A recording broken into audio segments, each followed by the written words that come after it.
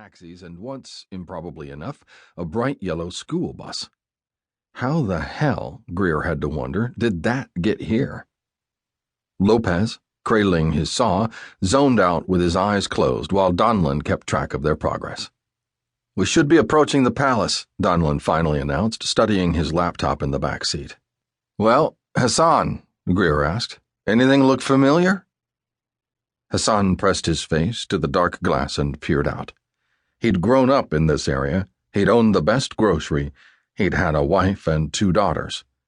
Now he had his life, and not much more.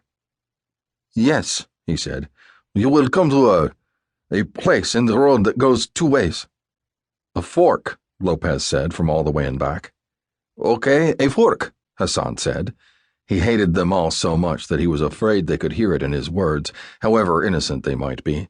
"You will turn to the right side, and go ahead for maybe 3 miles. "That road going to be cleared for mines?" Sadowski asked. Hassan had no idea. None of this was his idea. And no one else answered either. "And then what should we expect?" Greer asked.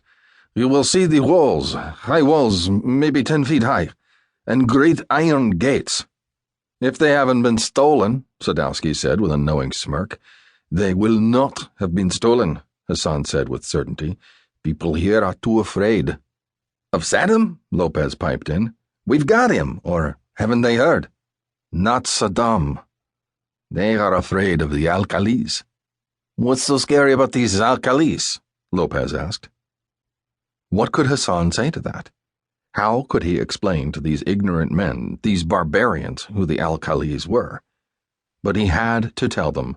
He had to do something to put them on their guard, as they would have to be, or it could cost him his own life, too. "The alkalis are the oldest family in Iraq, and the most powerful.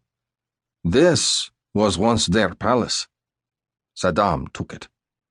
"I guess he took pretty much everything," Greer observed. "The alkalis will be back. They have been here for over 1,000 years. He glanced down at his hands where the cuffs were digging into his wrists. "They have been here perhaps forever." Sadowski and Greer exchanged a smile.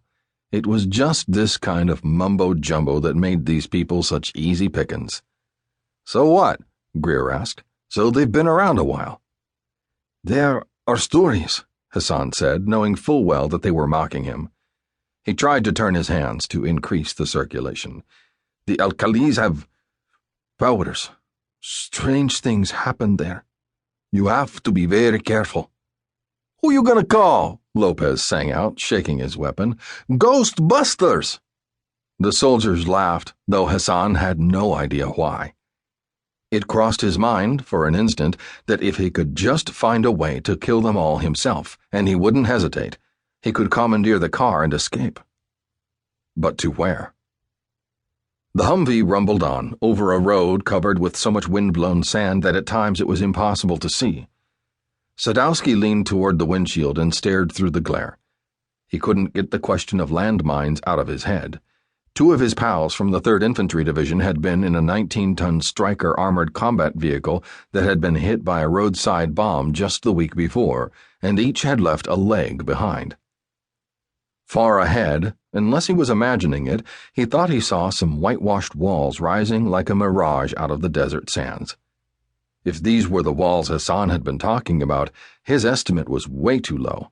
These walls were more like 15 or 20 feet high, if he could judge from this distance. And they went on for what looked like a 1/4 of a mile on one side alone. Sadowski had already liberated 2 of Saddam's palaces. They hadn't really seemed all that much more spectacular than the houses he saw on MTV's Cribs, and nothing like what he thought of when he heard the word palace. But this place looked like something else. "Should be dead ahead, about a 1/2 mile due west," Donlin reported. "I can see it," Sadowski replied. There were towers, too, narrow white columns set far back from the walls and rising like gleaming needles into the air. The whole compound had to be enormous. Even the roadside began to change. There were date palms lining both sides of the road, along with the desiccated remains of other plants that had died from lack of water.